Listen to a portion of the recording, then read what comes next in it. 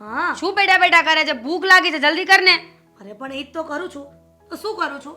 એક કામ કર ને, આ ભૂખ લાગી હોય ને તો છાતે બનાવી લેવાય. આ સાસરે જાશે ને તો ના કઈ સાસુને કરી દે. કેમ કે જેમ તારી બેન શરતો કરે છે ને એમ તું તો કરવાની નથી. હાય છોકરી સીધી ઊભી રહે, સીધી ઊભી રહે. સીધી ઊભી રહી છું. જો મમ્મી, સાસુ કામ કહેશે ને તો ગળું દબાવી દઈશ. મને કામ નહીં ચીંધવાનું. સાસુને તું તો ચીંધી શકે, તું તો મમ્મી છે. પણ સાસુને પણ નહીં ચીંધવાનું, સમજી ને? નહીંતર આ તારી મોટી બેન આજે મમ્મી પ્લીઝ, એની વાત નહીં. એની વાત કરવી હોય ને તમારે જમવું પણ નથી. હું જાઉં છું. ના ના ના ના મીરા મીરા હા ઊભી રહે ને બેટા. મને તારા પર તો ગર્વ છે. તું ક્યારેય એવું જીદ નહીં કરે, ક્યારેય એવી શરત નહીં કરે. મીરા ચાલ રોટ બાંધી દઉં. હા મમ્મી. તું આ મારે તારી સાથે વાત કરવી છે. મીરા કહી દે મારે એની સાથે કોઈ વાત નથી કરવી. મમ્મીએ કીધું કે કહી દે મારે એની સાથે વાત નથી કરવી. મીરા મમ્મીને કે એક મસ્ત વાત કરવાની છે ને, વાત સાંભળીને મમ્મી પણ રાજીના રેડ થઈ જશે. મમ્મી એક મસ્ત વાત છે. મમ્મી તું સાંભળી તો તું ખુશ થઈ જઈશ. એને કહી દે કે એની મસ્ત વાતમાં કાંઈ ધડા નહીં હોય. એક મિનિટ, એક મિનિટ. અરે યાર હું કઈ ટપાલી છું? અહીંયાથી વાત અહીંયા લઈ જાઓ. જો કર લે. સાંભળ મારી વાત, તું મમ્મીને કહી દે કે એને વાત ફરજિયાત સાંભળવી પડશે ને સાંભળ્યા પછી જ એને ખ્યાલ આવશે કે શું વાત છે. કહી દે એને જે વાત કરવી હોય ને એ બોલી દે. મારે કાન તો ખુલ્લા જ છે, ભલે ત્યાં મારો ચહેરો નથી. અચ્છા એવું છે તો તું મમ્મી એ બાજુ જોઈને જ મારી વાત સાંભળી છે. મીરા જે વાત કેવી હોય ને એને કહી દે. મારી પાસે સમય નથી, રસોઈ કરવી છે તારા માટે. ઓવર એક્ટિંગ વધારે થઈ ગઈ છે હા બેયની. હવે એકબીજાને બધું કહી દો. અચ્છા એટલે તું અમારા બંનેની વચ્ચે નથી ને? મીરા સમય નથી બેટા, મારે તને જમાડવાની છે. મીરા મમ્મીને કે ને ઓછું બોલે, થોડુંક કાનમાં છે ને ધાક પડી ગઈ છે. ચાલ રેન દે, હું જ કહી દઉં છું. તો સાંભળ મમ્મી, મારે છે ને તને એ વાત કરવાની છે કે થોડાક દિવસ પહેલા હું છે ને એક મારી ફ્રેન્ડના ઘરથી રિટર્ન આવતી હતી. તો રોજ જાય છે. બીજું બોલ. મમ્મી એવું જ કહે છે ને તને? પછી છે ને ત્યાં રિટર્ન આવતી હતી ને તો એક છોકરો હતો ગુંડા જેવો, અને આજુબાજુ રસ્તામાં જો કોઈ નતું, જંગલ જેવો રસ્તો છે, પેલો બોયડી વાળો, તને બી ખબર છે, ઓલા ફાર્મ માંથી રિટર્ન આવી, એક છોકરાએ મારી છેડતી કરી. વાવ હા હા મમ્મી જો કેટલી ખુશ ખબર મસ્ત આપી છે. એક છોકરાએ છેડતી કરી, મજા આવી? મીરા તો સાંભળ. શાંતિ રાખ ને. અચ્છા કાજલ પછી શું થયું? પછી મમ્મી એ છોકરાએ મારી છેડતી તો એમ તો ઘણી બધી કરી હતી, ઘણી બધી એટલે પછી મારી દીકરીને પણ તું ચિંતા ના કર, પૂરી વાત તો સાંભળ. ન્યા એક હેન્ડસમ મસ્ત એક છોકરો આવ્યો. અચ્છા એને પણ છેડતી કરી? તું બધું હવે વચ્ચે ના બોલતી, નહીં તો હું છે ને સાચું એક પછી એને છે ને મને એની સાથે બચાવી. બિચારો એની સાથે શું લડ્યો છે મમ્મી, શું એને આમ માર્યો, શું એને આમ માર્યો, શું એને આમ માર્યો, શું એને આમ દબાવ્યો. મને નહીં. હા પછી? અરે ખાલી વાત કરું છું મમ્મી, તું તો મારો જીવ છો, હું તારી સાથે થોડી ને એવું હા પછી આગળ? અને પછી શું એને આમ લાત. હા નહીં મમ્મી શું તારે બેટા? મમ્મી છે. હા તું વાત તો સાંભળ મમ્મી. હા, બોલ ને. અને પછી શું એની ધોલાઈ કરી છે ને પછી સીધો એ રફુ ચક્કર, રસ્તો ખાલી. અને એમાં શું સાંભળવાનું? હા બેટા અમારું કામ છે હજી. અરે ભગવાન, આ લોકો કોઈ મને સિરિયસ નથી લેતા, અને જ્યારે હું કહું છું કે મારે સિરિયસ નથી લેવું ત્યારે ફરજિયાત મારા મગજમાં નાખે છે, કાનમાં નાખે છે કે તું સિરિયસ લે. હા બોલ ને. તો પછી આગળ હું થયું? પછી છોકરો તો મસ્ત ખબર છે, 4 વાર બોલી. આગળ બોલ.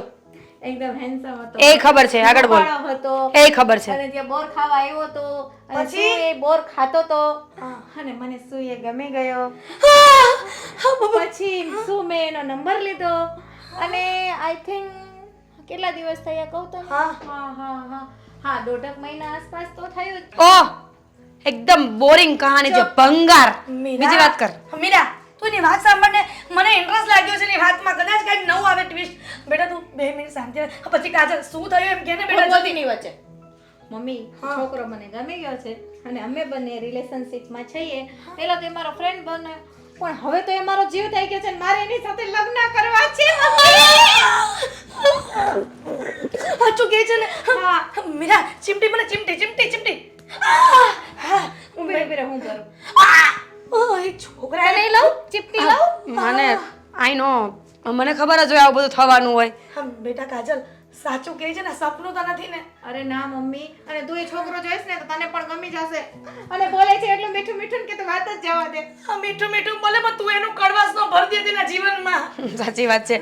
તારી બોલી બહુ સરસ છે ને. છોકરો બિચારો સાંભળી લો, મારે છોકરા સાથે લગ્ન કરવા છે. તમે લોકો એગ્રી હોય તો કયો, નહીં તો વાંધો નહીં, હું આ ચાલી. કર બેન કર. અરે, ભગવાન તમે મારી વાત સાંભળી લીધી. મારી દીકરી લગ્ન માટે રાજી થઈ ગઈ. Thank you Mera, thank you કહી દે ભગવાનને, થેન્ક યુ કહી દે. Thank you. ચલો કર લો. હા આ બેન છે કે દુશ્મન? તે જ દુશ્મન ખરી છે. પેલા લગ્નની હા પાડતી હતી ને, અત્યારે એને મજાક લાગે છે. હે ભગવાન, થેન્ક યુ સો મચ દીકરા, થેન્ક યુ, લવ યુ. હાલો હવે રસોઈ કરવા માંડીએ ફટાફટ. આમ જો, મારા માટે મગભાત બનાવજો, હમણાં આવું. અરે તું કે ને તો હું હલવા પૂરી બનાવી દઉં. મમ્મી હા ક્યારે આવશે પપ્પા? હવે ખબર નહીં કેટલેક કોઈ ખાશે. ફોન કર ને મમ્મી, ખબર તો પડે. પપ્પા હા પપ્પા આવી ગયા મમ્મી? હા દેખાય છે ને? હા બેસો હા આવો. હા બેસો બા, થોડાક બેસો ને. આમ હા જગ્યા ઓછી છે ને. હા હા અમારો સોફા થોડો નાનો છે ને એટલે નેક્સ્ટ ટાઈમ મોટો લઈ લેશું. હીરા આવતાની સાથે મહેમાનને વધાવી લેવાના. એ તો આદત છે, કઈ વાંધો નહીં. મમ્મી મેં તને જે વાત કરી હતી ને, હા ગુંડાવાડી ગુંડો છે આ. તમે મારી બેનની છેડતી કરી.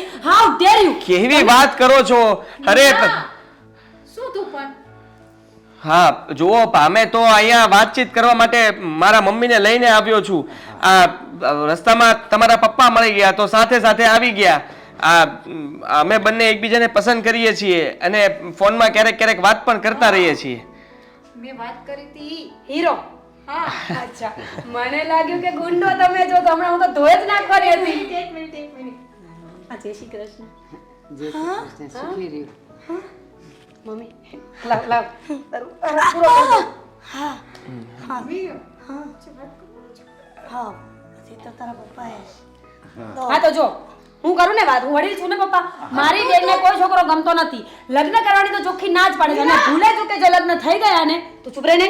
પણ પપ્પાને વાત કરવા દે એમ કહું છું. પપ્પાને વાત કરવા. હું કરીશ. મમ્મી આને કે મારી નાની દીકરી સમજદાર છે. હા સાંભળ, ભૂલે ચૂકે લગ્ન થઈ ગયા ને તો અઠવાડિયે એક દિવસ મૂવી જોવા લઈ જવું પડશે, બહાર જમવા લઈ જવું પડશે. મારી બેન બ્રાન્ડેડ કપડાં જ પહેરશે, એપલનો ફોન, 4 વ્હીલ અને હા કામ જો ભૂલે ચૂકે ચીંધ્યું ને તો પીછડા ખેરી નાખશે. અરે મીરા મીરા મીરા એવું હા, એવું જય શ્રી કાંઈ કૃષ્ણ. ના, ના, એવી વાત જ નથી. હા તો ખાલી મજાક કરે છે. હા, મજાક હતો. હા, હા. હા તો વાંધો નહીં, બાકી આપણાથી કાંઈ આ બધું પોષણ થાય નહીં. હા ના ના હા તો મજાક. મજાક હતો મજાક હતો મીરા તું સૂત્રાલી બાજીને ભગાડવા કેમ માંગે છે બેટા? મજાક હતો કહ્યું ને. હા હા હા એમ એકચ્યુઅલી એવું છે, મારી નાની બેન છે ને એ બોલકી બહુ જ છે અને એ ક્યાંથી સ્ટાર્ટ કરે ક્યાં પૂરું કરે ને પોતાને પણ ખ્યાલ નથી હોતો. તમે લોકો મનમાં ન લેતા. હા હવે તમે તો ખરેખર તો વાત હવે, આદિ તને અમારી કાજલ પસંદ છે? પસંદ છે. કાજલ તને? હા પપ્પા. અને બેન તમને મારી દીકરી? હા મારા આદિને પસંદ હોય તો મને પસંદ જ હોય ને. બસ તો હવે હાથ પીડા કરી જ દેવા છે મારી દીકરીના. અરે બેન બીમાર લાગો છો, દવા? ના ના મજાક. હા તમે પણ મજાક કરો છો. કઈ સવાલ પૂછવા હોય તો પૂછી શકો છો, પછી કહેતા નહીં મેં પૂછવાનું બાકી રહી ગયું હતું. ઘરે જઈને હું કઈ સાંભળીશ નહીં પછી. મારા આદિની પસંદ હોય એ તો મને પસંદ જ હોય, પણ એક અગત્યનો સવાલ. અગત્યનો સવાલ તમે પણ પૂછશો? હા હા પૂછી લો. અત્યારે તમારી નાની દીકરીએ હા. મોટી દીકરી માટેના જે બધા પોઈન્ટ્સ કીધા હતા એ બધાનું શું છે, અમે એમાંનું એને કાંઈ આપી નહીં શકીએ. તો કેન્સલ. અમારા ઘરે રસોઈ કરવી પડશે. દર અઠવાડિયે બહાર ફરવા નહીં લઈ જવાનું. એપલ બેપલના ફોન નહીં મળે, જે હશે એ જ વાપરવાનો. ઘરના બધા કામકાજ અને રસોઈ પાણી કરવાનું અને જે કપડાં લઈ આપે એ જ કપડાં પહેરવાના, કોઈ બ્રાન્ડેડ કપડાં નથી. ઓકે ઓકે, મને તમારી બધી શરત મંજૂર છે.